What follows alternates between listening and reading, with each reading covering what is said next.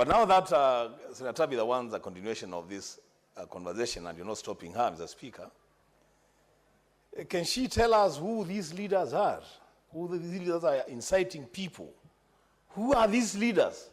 Because personally, Mr. Speaker, as a leader in this country, in the opposition, I will tell you, I am squarely opposed to any kind of violence or robbery or destruction of property. And any person who does that, the leaders and the people who do it, must face the full force of the law. That, Mr. Speaker, that's a position we have taken.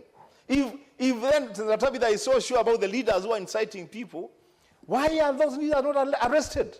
Senator, why are they roaming freely in the country? Why can they be arrested? Asking her to mention names here is actually contravening my directive. So don't ask her to mention under Mr. Senator Mbua. You should not direct her to mention names. That is what I said we should not do. That is contravening our standing orders. And this topic is so weighty. You know, we are talking about our country, Kenya. Let us not look like we are trying to blame this side or this other side. And I directed very well that I wish you could have raised, one of you could have raised with the chair a motion to suspend the sitting even to discuss all these issues you are raising. But now if you do point of orders without really a good motion to discuss, we cannot help Kenya in that manner.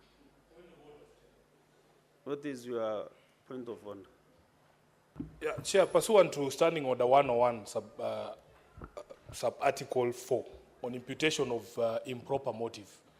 Honorable Speaker, there are aspersions being cast here that anyone who has spoken against government excesses knows who the goons are. Honorable Speaker, the Senator Mutinda, nominated Senator Mutinda, comes from my county. She is aware that we have 12-year-olds, we have 7-year-olds in Mathare who are shot on the balconies of their houses. Who are those people breaking into homes? When you give a direct order, Honorable Speaker, to people who cannot even aim guns properly, they are shooting people inside their houses. How will they see their legs in their houses? We have people in Nairobi who have died in their houses. Are we supposed to see how do you see? Sifuna, why are you Senator Sifuna? Senator Sifuna, you are misguiding yourself on Standing on 114. Can you read it around? Yes. Improper motive, Honorable Speaker. To who? To leaders in this house, to senators in this house. You have had it. Senator Mutinda, what did so, you say? This is what we want to say. Not hear you say that. Which improper motive? Allow me to I want her to repeat what she said so that I can capture. But then I can, as you execute your point of order. Chair, can I complete my point of order? But you're completing on what ground? Because what I'm requesting Senator Tabitha to do is to clarify. Chair. Yes. Chair, you know some of us. Chair, let me clarify. You are the chair and you've directed that I speak. You've directed that Senator Mutinda clarifies. Allow me to clarify, Mr. Speaker. Mr. Speaker, I'm talking about national dialogue. I'm talking about unity in this country. Is that true, Mr. Speaker? Young people have lost their lives, Mr. Speaker. It is sad. We are still mourning, Mr. Speaker. And I think you've directed and said, let us move away and have a motion. I agree with that, Mr. Speaker. I respect that. Allow me to conclude, Mr. Speaker, as far as this is concerned. I want to state and say, EACC, Mr. Speaker, should enforce strict compliance with accountability, Mr. Speaker. As soon as we adopt this report from the Devolution Committee, as soon as all is done, within 30 days, Mr. Speaker, then this should also be enforced, Mr. Speaker. Mr. Speaker, you know, I didn't know people like my shoes that much because everybody is noticing that I have shoes or not. With those many and few remarks, Mr. Speaker, I do support. Honorable Senators, I have a communication to make on visiting teachers and students from St. Peter's Boys Mumias Primary School in Kakamega County.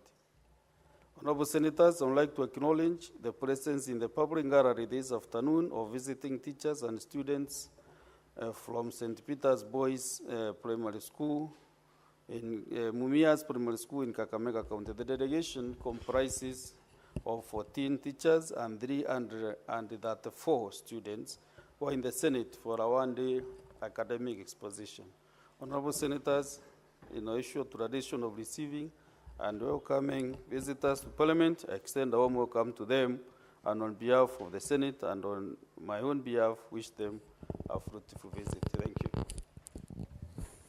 Senator Sifuna, can you welcome the visitors from Mumias Primary School, St. Peter's Boys Mumias? Honorable Speaker, thank you. I want the students to understand that I was born at St. Mary's Hospital, which is next door to St. Peter's Primary School.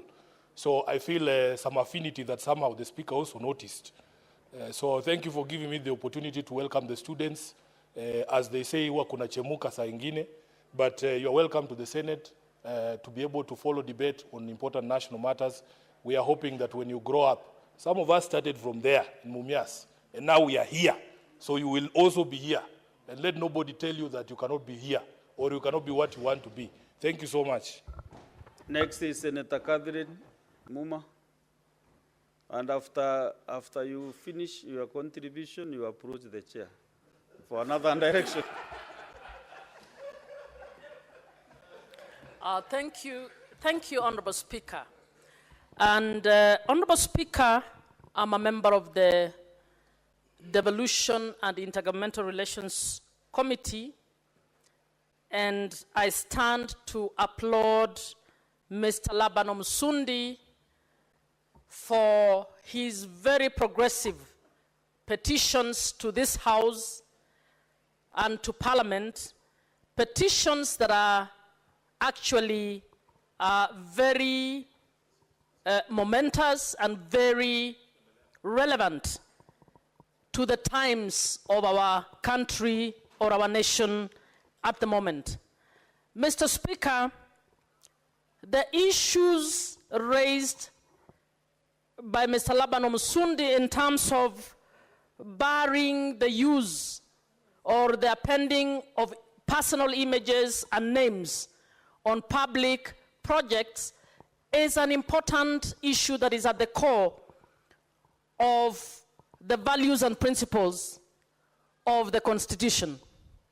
Mr. Speaker, to be precise, Article 10 requires that the governance system in this country shall be accountable and shall be transparent. Mr. Speaker, Chapter 6 has very key provisions that on leadership and integrity, and when it comes to responsibilities expected of leaders in this country, Article 73(1) requires that leaders shall be honest in the execution of public duties. That is 73, subclause 2C1, that leaders shall be honest in the execution of public duties. Mr. Speaker, when I am advanced or I use public resources to develop a project and then I call it a Catherine Muma project, that is clear evidence of dishonesty.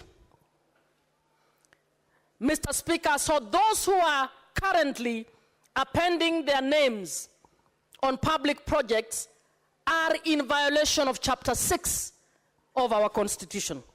Mr. Speaker, Article 75, 1B is also relevant on this matter. It talks about the conduct of state officers and requires that state officers shall not compromise any public or official interest in favor of personal interest. Mr. Speaker, when I take my picture and take my name and append it on a classroom built by public resources that I have some supervision over, Mr. Speaker, I am compromising public interest for personal gain. And how do I do so? I want those in the public to believe that I am the one who has done that. Usually so that they can elect me at the next election. Mr. Speaker, it's a violation of Chapter 6 of the Constitution in clear terms. Mr. Speaker, what Mr. Omsundi raises, and I told him when we were doing public participation that the only thing I regretted about his petition was the fact that he was restricting it to governors and MCAs.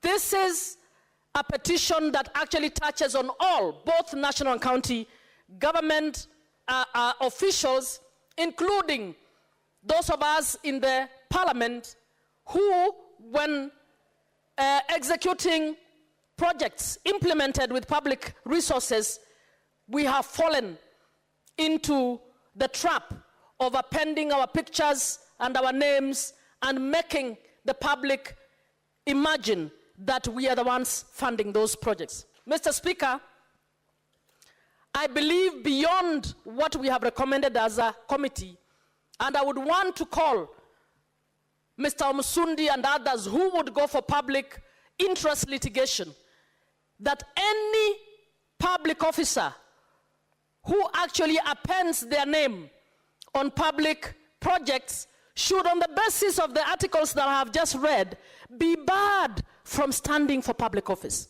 In fact, they need to be barred from holding any public office.